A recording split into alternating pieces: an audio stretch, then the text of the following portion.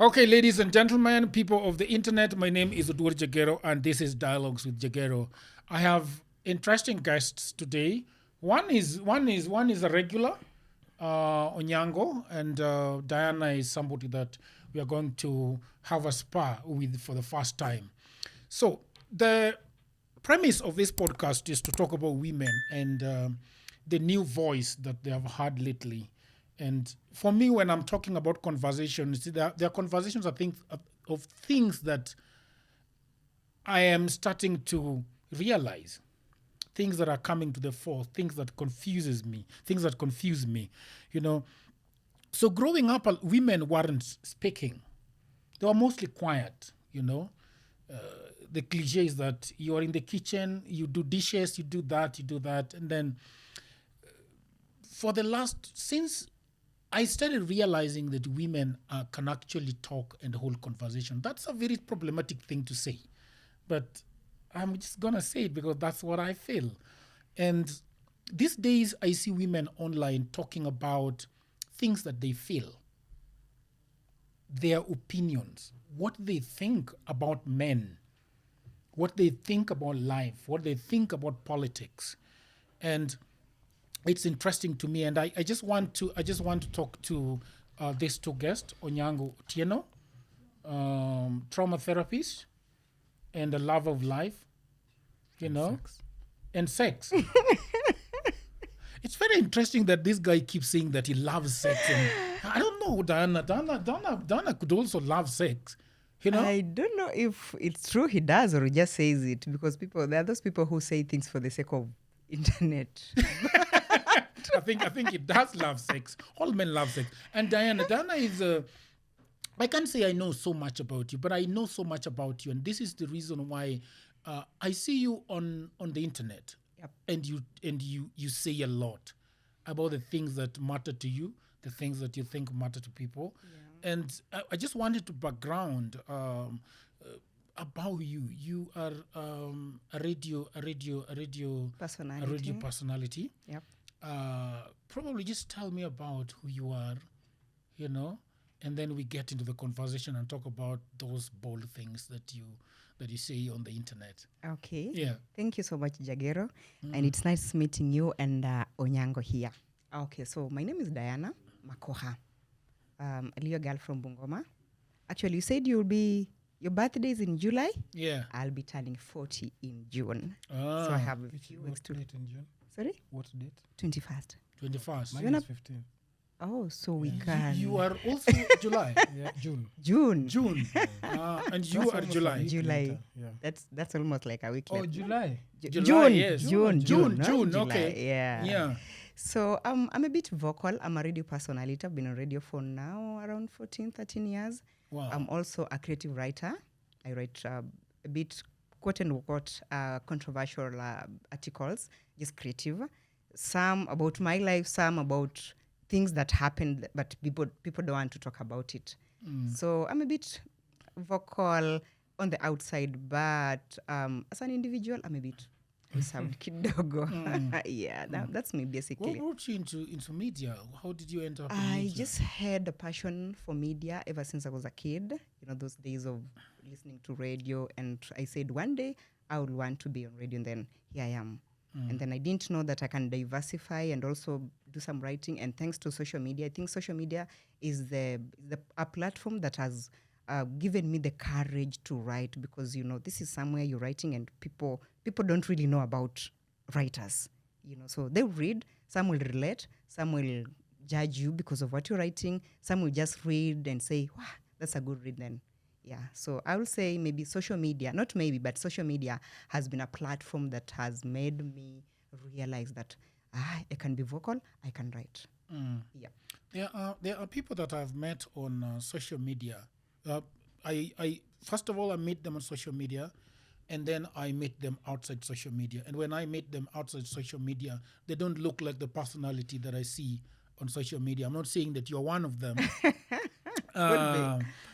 But do you think that social media gives you, like, there is the word social media warriors. Like, there are things that you can say on social media, but you can't say it, let's say, in a town hall. I don't know if you feel like social media, because we are going to be talking about the women voices and how women usually. I see a lot of women talking boldly on social media. Sure. I'm not sure if they can also talk boldly like that, in town hall meetings and things like that. So do you think that social media gives you a voice that you probably would not have in real life? It does. Okay, not necessarily me, but it does because it gives people the voice. There are those people who cannot just speak up, as you say, in a social hall or in a setting of people, family. But social media, there are those who are real people on social media. Then there are those people who just hide because they want to, to let out that voice. So it gives people some sense of some voice, that things that they cannot say, but they can write, and then they get opinions of people. And then something I've come to realize is that these things, much as we cannot say them, as you say, in a social hall or in an opening place where people are talking, when you put it on social media, you'll realize that these are things that are happening. We have different opinions. There are those people who are for or against. But the beauty of social media is the argument part of it. Like you don't have to, everybody doesn't have to go with you. There are those people who are like, how would you say that even? Yeah. Like, why would you say that? Like, I'll give you an example. There's a time I normally write for a certain publication. So the time I wrote about every wife must have a secret lover. Then people are like, how would you say that? Like, you're spoiling our wives. So I really liked that, because much as I will never do that. Were your name on? Were you having the byline? Yeah, the byline, Makokha. Dianah Makokha on the Nairobian. Actually, let me just say that. Yeah. Then I got mails from men who are like, "You're a spoiled woman." Yeah. Then I had mails, anonymous mails from women who are wives. Like, yeah, it's true. Yeah. I have somebody. Yeah. And we've been doing that for like 5 years, 3 years. So I came to realize that those things that people don't want to talk about, that they're happening. Onyango is another funny guy, and a lot of people have come to me actually because they see us hanging together, and they sort of ask me, "Is he really the same guy?" I would ask the same. You ask the same. I would ask the same, because when you told me Onyango will be on the show, I'm like, okay, I've read about this guy on social media. I really want to know him. Is he the person who writes those things? I want to ask you this.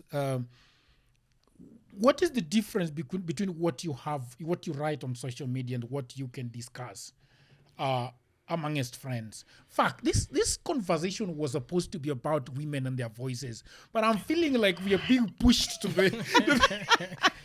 And this is the beauty of this conversation. I think you also start something on radio and then it takes a whole tangent and you can't control it. I want Onyango, by the way, people are very confused about you. I like that. Yeah, that's a good. And every writer, every poet likes some confusion about themselves. Yeah, because some people think you are gay actually. A lot of people. I'm mukationa machali sana. Where? Yeah. Okay. All the time. Where? I mean, I'm cute. I mean, look at me. Even flies would want to just die on my skin. Come on. I didn't see that coming. I understand. But yeah, I mean... on the things that you do, insane. dancing, I would not dance with a towel, man. Why I'm an alpha male. Are you an alpha male? That's bullshit. That's just so much bullshit. Were you born knowing that you're an alpha male?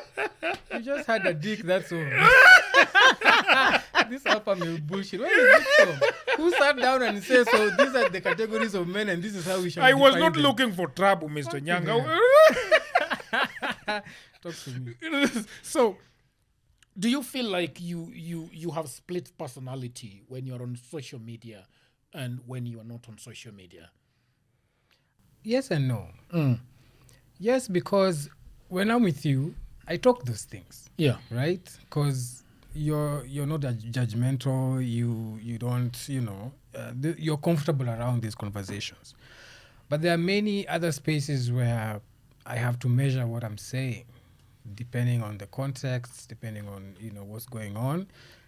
But lately, I've been more intentional with spending more time in spaces where I can just say and speak my mind more and more and more, because that speaks to my authenticity. You know, I don't like being afraid of talking because I've grown up afraid of talking for so long, and I've always had a lot to say, but people always imagine I'm such a quiet man.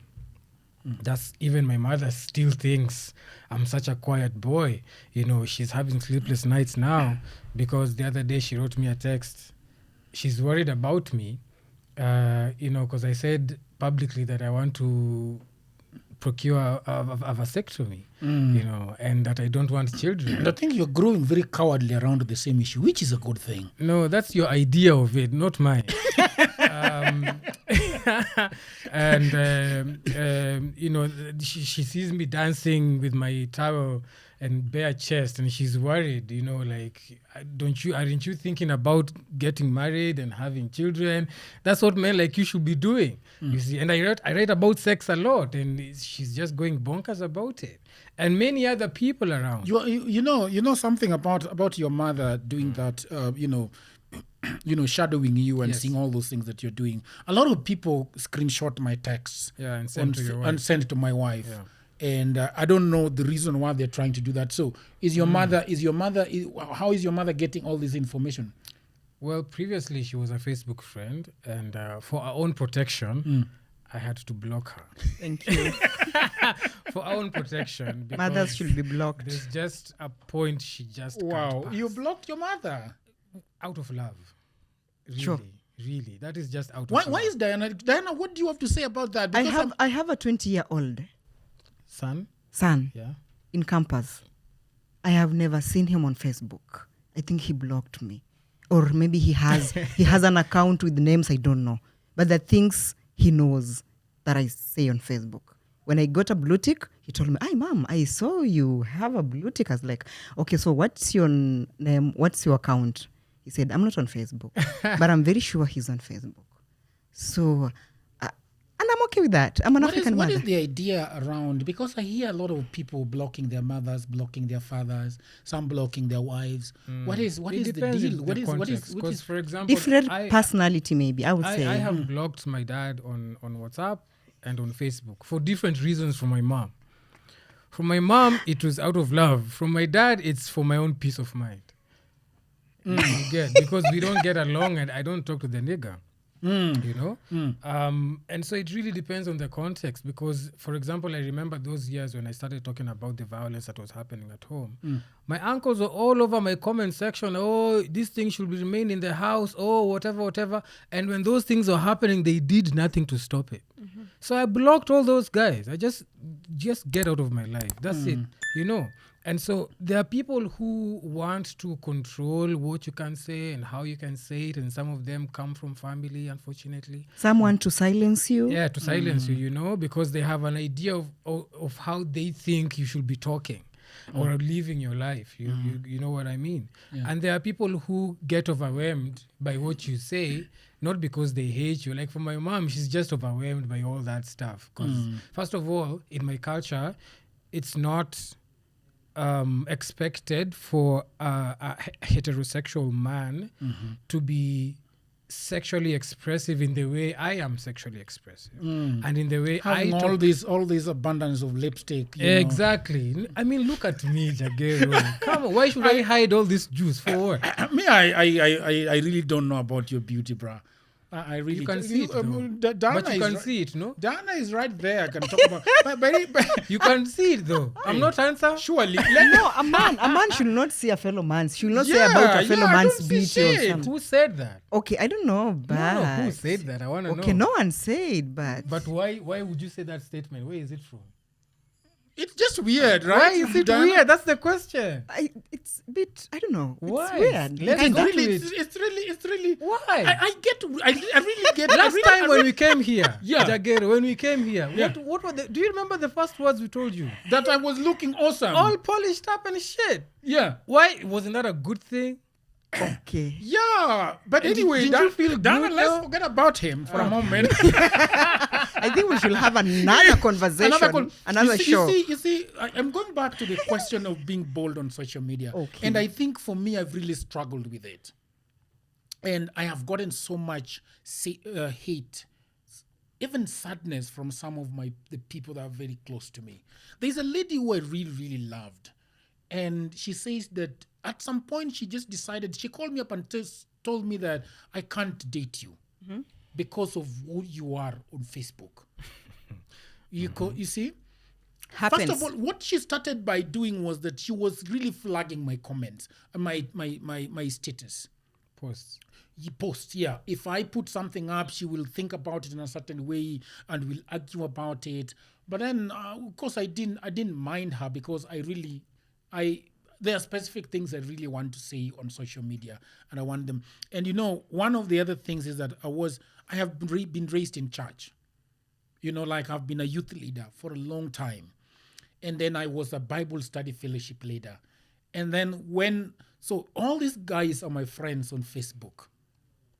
And the things I write, especially things that are tending towards sexuality, they have really been, sometimes they don't even hate it. They're just sad that you're saying those things. Thank you. It's just unfortunate that you're saying it's publicly. It's so unfortunate that you're saying these things. Jagero, you can't talk about the vagina. You don't talk about dicks and you don't talk about fucks. You don't do those kind of things on social please media. Don't. And they are so sad about it. I'm just like, there's a day I had a very heated conversation with a friend of mine from church. And he's like, why do you have to be vulgar? And I was very confused about what is the vulgarity in the things that I'm saying. If it is the vagina, it is the God that created this vagina. It is the penis, it is God who created this penis. If we are talking about having sex doggy style, it is God who created this thing. As a matter of fact, the animals are always on doggy style, right? Well, yeah. Depends, because baboons have it the other way. Onyango, please. But that is nature.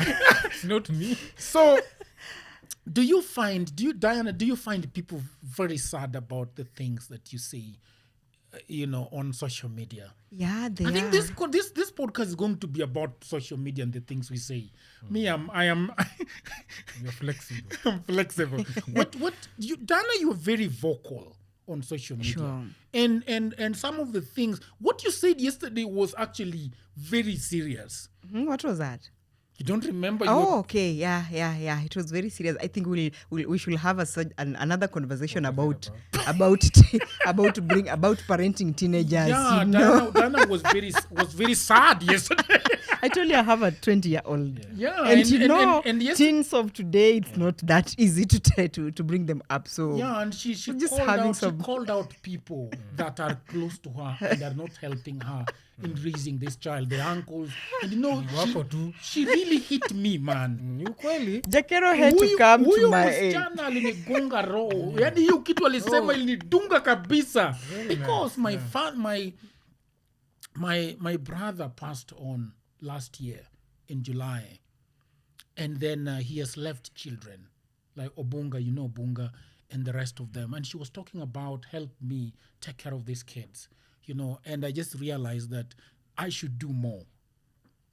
So do people do people really get sad with the things you say? People do, because especially those things that you're saying that you normally have problems, quote unquote, with your church members and family members, are those people who don't want you to say things that are happening.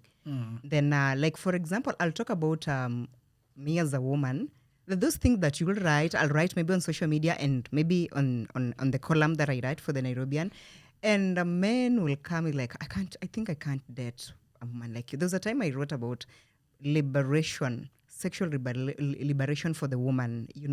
Like much as a man will go have another woman somewhere, girlfriend, then it should be universal. Like women should also be, I'm married maybe, and then I'll have another boyfriend somewhere, and then men will be like, no wonder you're single, no one will date such a liberated woman. So that those people who become uncomfortable with the things that are said on social media, and sadly enough, those things that are said, they're things that are happening. And Onyango normally have that conversation about sex. These things are happening. then I think we normally have problems because people don't really want to say it as it is. So yeah, But who taught us this silence about sex, Onyango? You must know about it. When I go to your house, I see all these crazy books about sex and about, I don't know, where do you You've think? never seen godly things in my house. But you see, now you are also fitting into the same lie that if it is about sex, then it is not godly. Do you know about why the silence around I sex? have ideas. Yeah. And we can't talk about it in isolation. It's not just about sex. There are many, many other things that many of us grew up with silenced around. And one of them was just communicating our dignity as human beings. Many of us in the homes we grew up, it was difficult to speak your needs, to say I need this, to say this is painful to me, to say this is not working for me. The other day I went to his house, and Jagero has a beautiful daughter who's one of the most liberated children I've ever met in my life. I would want to meet her. So I took her snacks, okay? And Maya is as expressive as the father, okay? So I take her Wow Wows and crisps, okay? So when I got them out of the bag, Maya takes the crisps and says, "Iyo nge iyo staki, iyo sipendi," And so Jagero tries to cover the quote-unquote shame, and takes the other wawa. She says, mgeni akileta unachukua tu, unajua. But what I loved about that moment was this child could stand up for herself and say, I don't like this shit. Sure. Not with a bad heart, nothing. She's being real. She's just being real. And she has seen that happening in her home. Why? Because her parents are also quite vocal about things they like and things they don't like. We didn't see that. The mother, Yeah, right? yeah? The mother. Well, you too. Especially you. But back at home, many times, what I later realized it was patriarchal setups. It was many times we did what dad wanted, and the men around him, what they wanted. When we went to church, we did what the father wanted, because I was a Catholic. It is the father who says, this is what's going to happen. When we went to school, many times the head teachers were male. So it was a headmaster many times. Like symbols of authority always took a lot of masculine voices in my life, and I usually just kept asking many times, like, why is it that the women around us were not talking? Women around me weren't talking, witnessing all that violence. So the idea of silence for me is a colonial construct, in the sense that I reckon colonialism happened for so long in Africa and in many other indigenous cultures, and I reckon that Africans had to start keeping quiet to survive. They wanted their generations to survive. And so if you kept quiet and collaborate and conformed, then you would ensure the survival of your children, because you wouldn't be killed, you see. And so because this thing happened for so long, it morphed into a culture that if you keep quiet, you will stay long. You will survive if you keep quiet. So don't talk about issues. You know what I mean? If you rose up against authority, it was against the law. You'd be killed. Your house would be torched. They'd come and rape your family and take away your cattle and all that stuff. So it is a culture that is very systematic, or systemic for that matter, because for me, I don't believe that human beings, like let's say Africans, were born humble. That's not true to me. An African can never be humble. For me, I don't associate humility with Africans. It was stepped on us. But then what you're saying, Onyango, is very interesting. You're saying the colonists came and they made sure Africans were keeping quiet to survive. Yes. Do you think that women were keeping quiet in their houses to survive, Dianah? I see you nodding. I thought so, because I think so. And then away from the colonial bit of it, even let's say African and traditionally, I don't think all our mothers had good marriages, no? Not all of them. They were being silenced, for you to survive. There is this phrase of ndoa ni kuvumilia. So they were being, okay, there are those who had good marriages, but a good number of them never had good marriages. But just because a woman is supposed to be silent and survive, amelinda ndoa, she's still with the husband and she's given birth to 6 children and, look at so-and-so in married and aliamua kunyamaza na akalinda ndoa yake na ameishi na bwana miaka 42. You see? So basically the silencing, especially of women, was to make them survive. I will say that traditionally. If you speak up, why are you speaking up? Like, si umechapa tu kidogo, si bora chakula inaletwa. So you need to... Umechapa tu kidogo. Yeah, you need to tulia and utalea watoto. Where are you going with 6 children?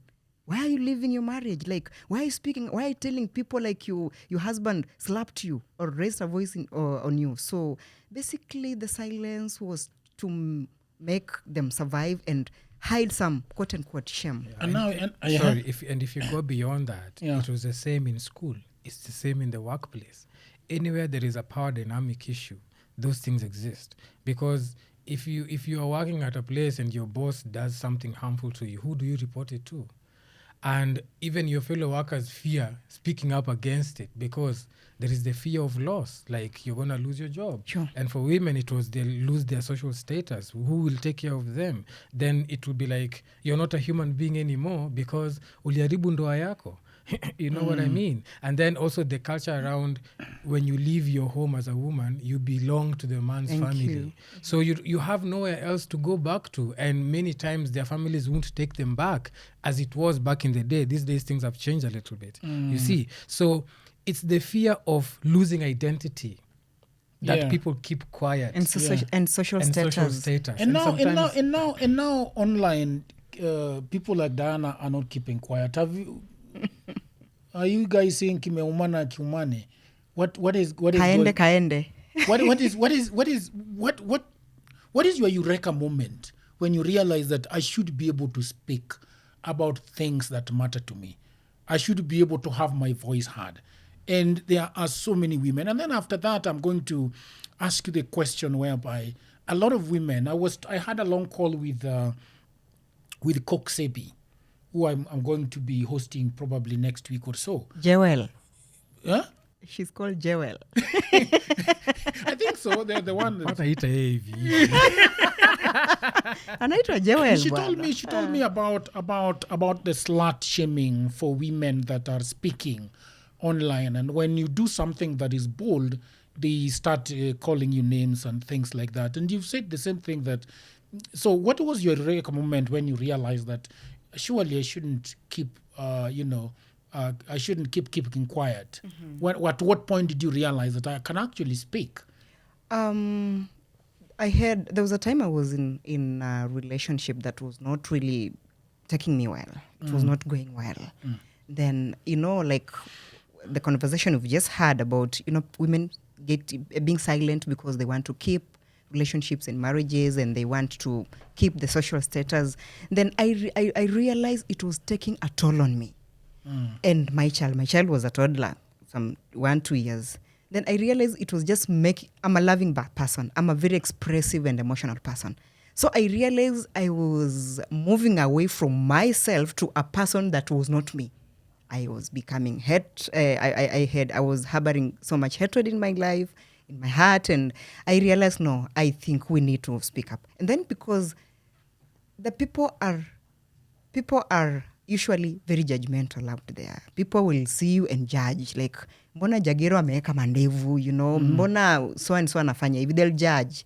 So I realized we need to speak up about what is happening, and then also by speaking up, you'll be helping those people who really don't have a voice. People will come, because I've come to realize when I post anything that is a bit not really controversial, but something that is picking up, I'll get a lot of inboxes. Somebody will come, oh, I'm also going through this. This is happening to me. This has happened to me. So I tell them, if something is happening to you and you don't feel good about it and you're feeling frustrated, speak up or just leave. If it's not, it's not what you want. You just need to speak up and just leave. So happens because it really helps people live, I think live longer. Kitambo ilikuwa ni silence ndo inafanya ku live longer, but nowadays when you speak up. Yeah, Onyango, you know, when after we did the podcast about circumcision, a man called me and told me that, you know, I watched that thing and I was crying the whole time. Yeah, because I went for circumcision as an adult, and the mom after that, I never had any sexual urge to date. Really? Yeah, and he told me that I went for circumcision after getting married. Oh, And then after that, I have never had any sexual urge. damn. Oops. So I have sex with my wife just because I want to please her. But for me, I can stay as long as I want. You kitu sijui ilienda wapi. It's a tragedy. I would die. Makosha. The process makosha. So Damn. it's some of the things that we actually say on social media are very impactful. You know, the other day I put some spanner into the works, and I imagined. You know, I mean, I also had a Christian background, Yeah. but Watu wamesema vile umewacha Mungu, by the way. haina shida. Wamesema sana, hata pia mimi nimesoma hizo vitu. Anasema ameacha Mungu. Kijana amewacha Mungu. Au kuzaliwa ukijua Mungu haina shida, utakufa kama umjui bado. Sasa you know, for me, growing up in the church, there were so many things we didn't know and could not talk about, and there was nobody coming to teach us or tell us or ask us about. Your curiosity in the church really is not the most celebrated thing. You know what I mean? Yeah, Your curiosity is not the most...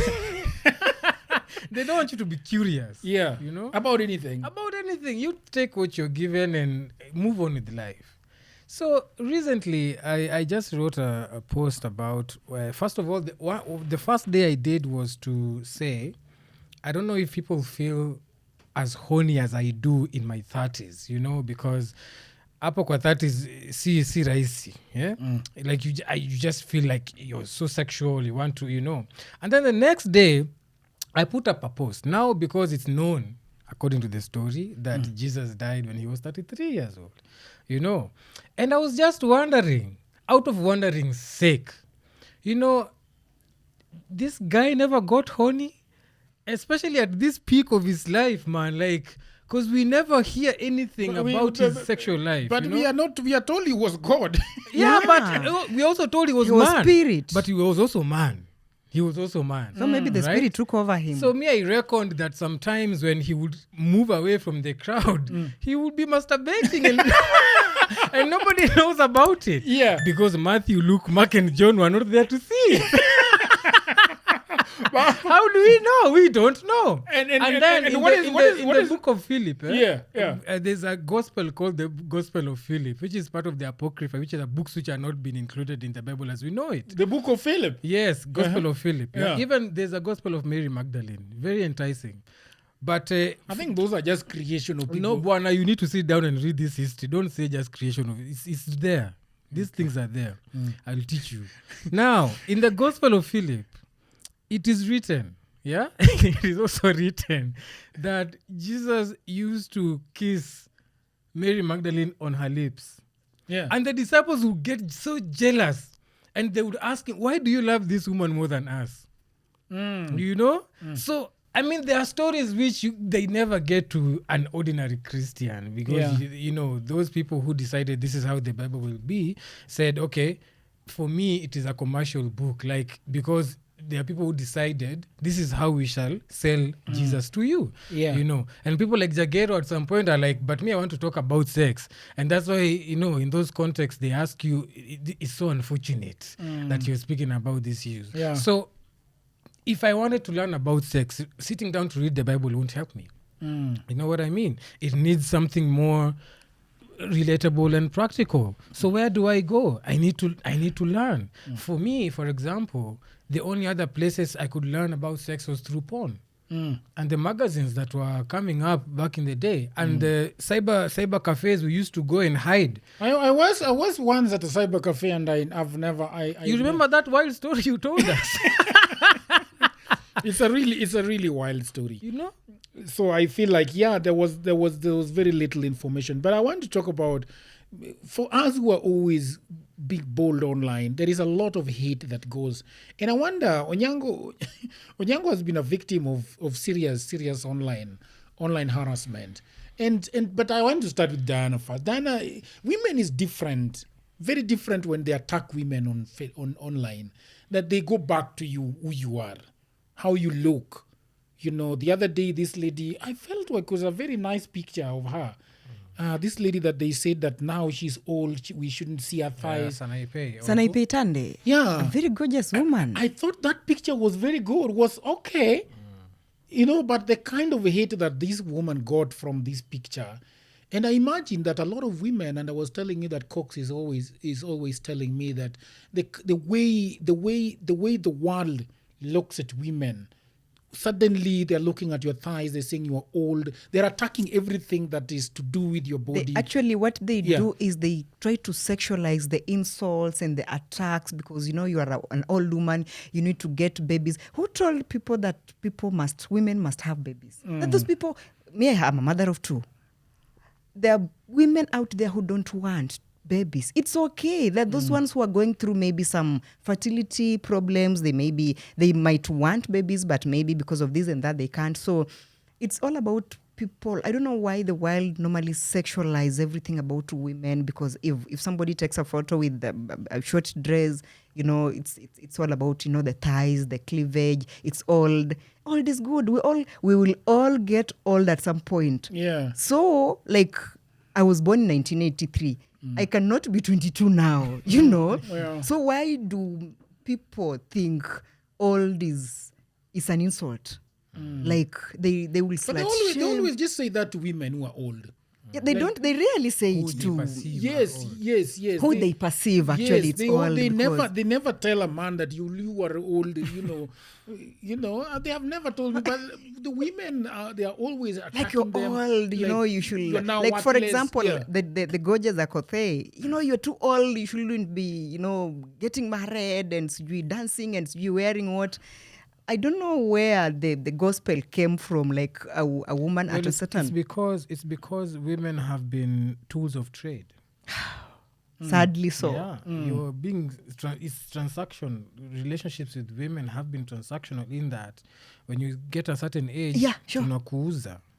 And you're in the market. And you must get quote unquote sold by a certain age. A woman must have... So ni kama gari ikiwa mzee value imeshuka. Can't even import a car that is 15 years old. That's how indignifying it is.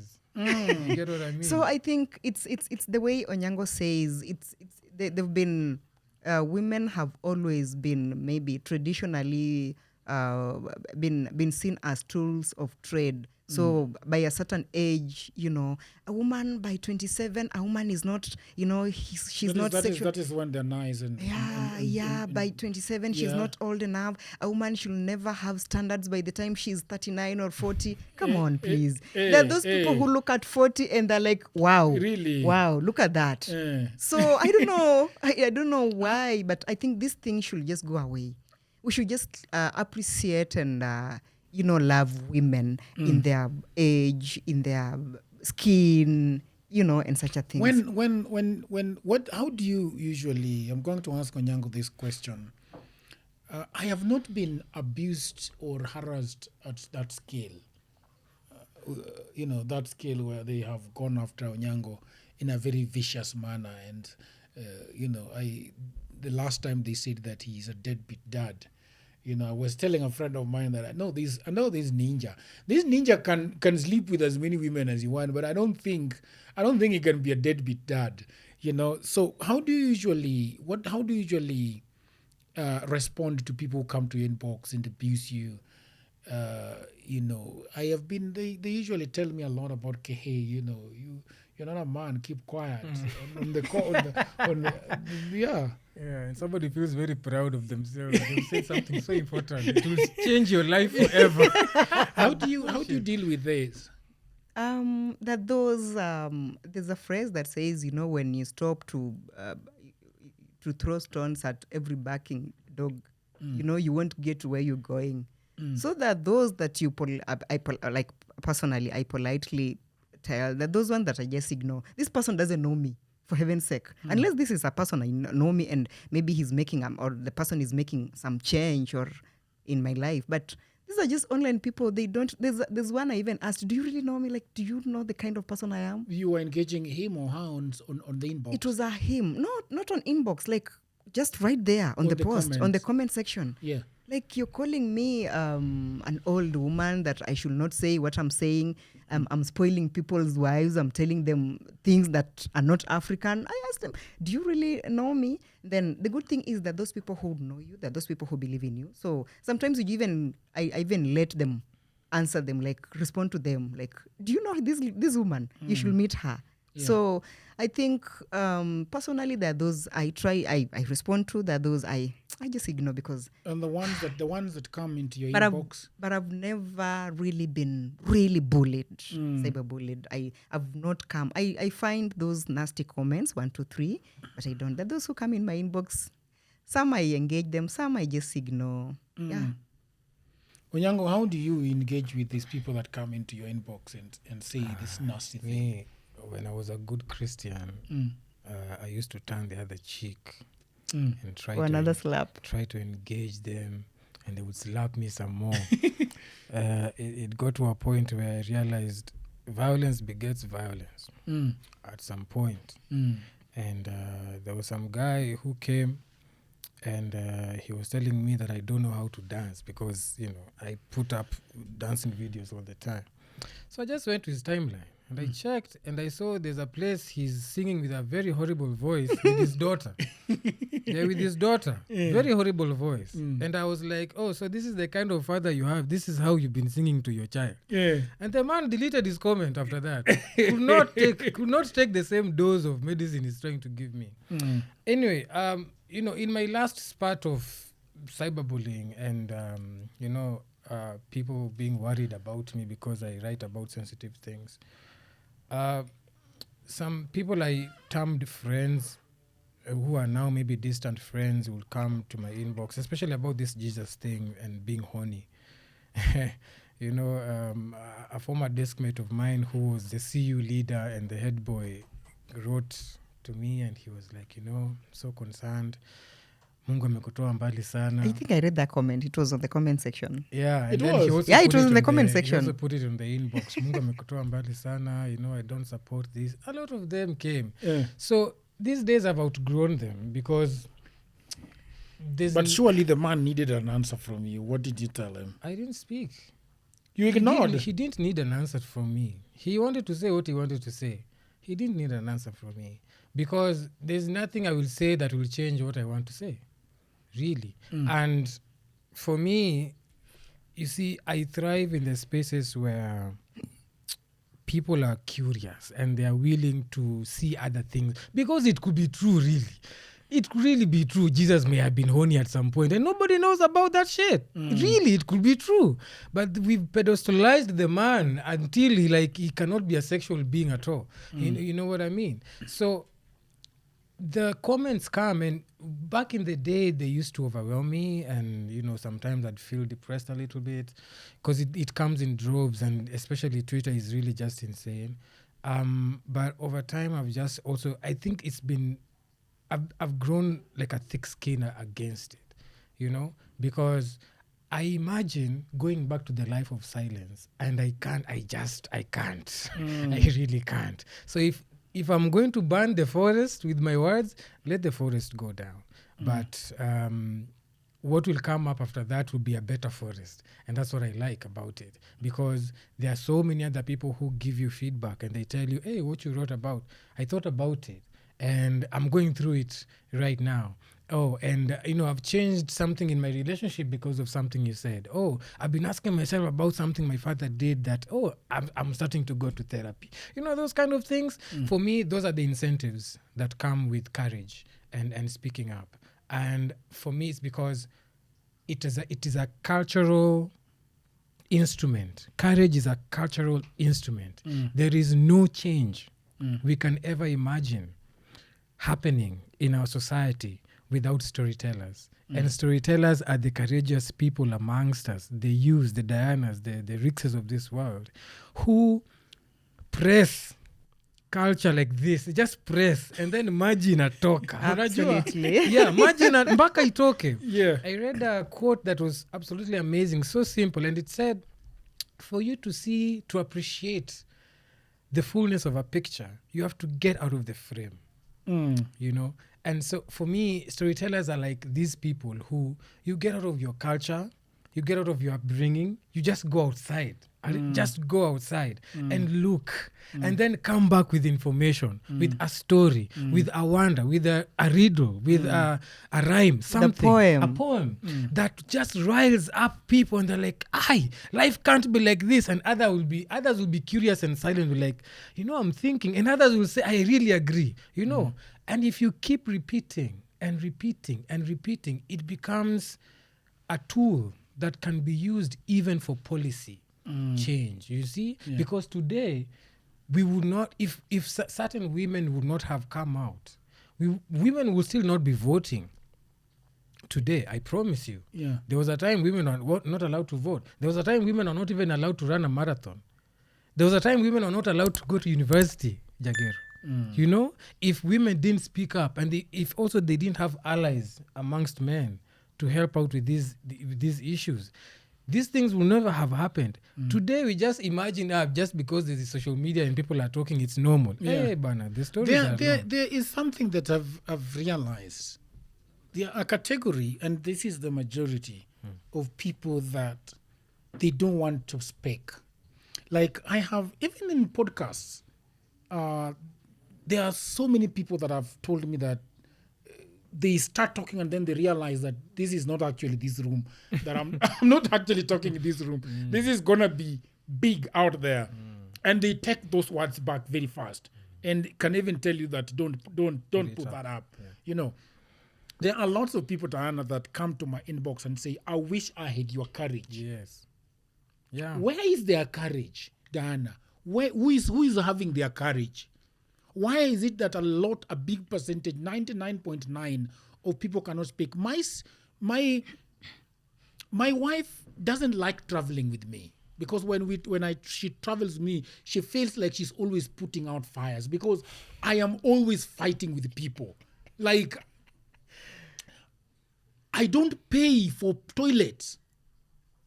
I don't. Like the last mega fight I had was in Naivasha at the Af Cafe. Yeah. This lady was telling me to pay. I told this lady, listen, you build something on a 4-acre land, and you have Art Cafe, you have Naivas, you have all these places. So you want me to come and eat at Java and at Art Cafe, but I can't shit for free. So I eat. And when I want to shit, I have to pay you to shit. I am not going to pay. So she says, it is the police. I say, bring the person who made it because I'm right here. So I'm not paying. She found the policy there. And I told her, I don't care about your policy. I'm not paying. And I don't pay. At the airport, I'm always fighting with these people, telling them that, you know what? I have just brought 4 panties for my wife. Wewe kama unataka kuchukua, uende upatie bibi yako, we enda nayo. Silipi you mambo ya tax. I surely just 4 pounds for my wife. Why would you want me to pay this thing? So for me, I just feel like I always want to speak my mind, and I have realized that a lot of people just want to be. The last time we were eating with you, Rix, and I told this lady that I want matumbo fry, and I want a kachumbari on the side. This lady goes ahead and brings me wet fry with no kachumbari, and I tell her this is not what I ordered, and she's like, I cannot take it back because I am the one who's going to pay for it. Then I told her, you go and get your manager, because this one you can't do it. Go and get your manager. And then the chef was called. And I told the chef, you take your matumbo, you go bring me meat because now you can't do fry, But so what I'm saying is that I find people, the last time I was having a passport in Kisumu, they wanted me to pay a bribe, And I told this guy, I looked at him and told him, boss, you want a bribe from me, you're not going to get a shilling. and I'm going to get the passport. Akaniambia tutaona. I came to Nairobi, second floor. I went to the guy who is in charge of passports. And I told him, can you make a call to Kisumu and tell this guy why he's not giving me my passport? This guy looked at me and he was like, I don't know who's talking to me, but he picked the call and called Kisumu and asked the guy, what is wrong with the passport for this guy? He said, there is something that you're supposed to be getting from Nairobi and it has not come. I said, who did you ask from Nairobi? Then the guy, I could hear him on the phone. He didn't have an answer. Nyeta. You see? And finally, this guy told him, you get the files back to Nairobi. And I applied in Kisumu and picked my passport here, something that doesn't happen. So he made this idea. And at some point has put me in so much trouble. Of course. At many points. The last time I was driving home, I am stopped at Gilgil. And this policeman tells me that I have gone over the speed limit. And I'm asking him, sure, I think so. I think I did go over the speed limit. Because I saw the 50, where it starts. But tell me where it ends. Because I think it ends where you are. I've never seen it. You take me to where it ends. Because then next time, I will know how to drive. Because I can't drive at 50 to Kisumu or to where you are. So this guy looks at me and says, wewe unaongelea na polisi aje? Ongelesha. Nikamwambia mimi si shamba, unataka kufanya ukulima kwangu. Ati kwangu ndo unataka kuchukua pesa. Kwangu si mimi huwezi kufanya ukulima. And then I rolled up the window and left. You know, but what I'm asking is, Diana, there are people who just don't speak. Mtu anakanyagwa, aongei, and what do you think is going on? I think it's just how their childhood was maybe, how they were brought up, because and then also because some of us, not really some of us, but in the African way, most of us were, like Onyango said, tulikuwa ni tunyamaze. Wewe ni mtoto unafaa kunyamaza. You don't need to have an opinion. But I think people should they should pick a leaf. They should learn from so-and-so speaking out. They should just let out their voices about something, because people are not comfortable at the places of work, at the families and the marriages, and they're not speaking up. So I think, and then if you really want to know people are suffering and that those things that people want to say and they don't have the courage, is the hide ID things. You know, hey Jagero, hide ID. Blah blah blah nini. I found my husband, having a sexual relationship with a fellow man and blah blah blah. Hide ID. You realize a lot of people are suffering silently and they're not speaking up. They want to speak up anonymously. I think it's time we just scrapped off or wrapped off that anonymous way and people just come out. If you're suffering, people should just come out and say. So I think it's something that was. What is the fear? Fear of judgment. What will people say? Somebody has been married for 2 years and then a church wedding and then they're leaving their marriage because, that fear of judgment. What will people say? I'm a man. You're a man, you want to go for vasectomy, but you don't want to say because what will people say? You're an African man, like why? You don't want children. Why? Your father needs grandchildren. So, it's just, I think it's all about the fear of judgment. What will people say? Just that. I don't think there is anything else because it's all about being judged. But what I'd like to tell them is those people who don't have the courage to say whether you say it, whether you're not going to say it, you'll be judged. Yeah. Say it and be judged. Damned if you do, damned if you don't. It's gonna happen. It will happen. I always also think that the reason why we are having such a fucked up political system is because of silence. Because like people always ask me, why is it that you don't well, my political choices have really backfired back on me. One of them is Zongo.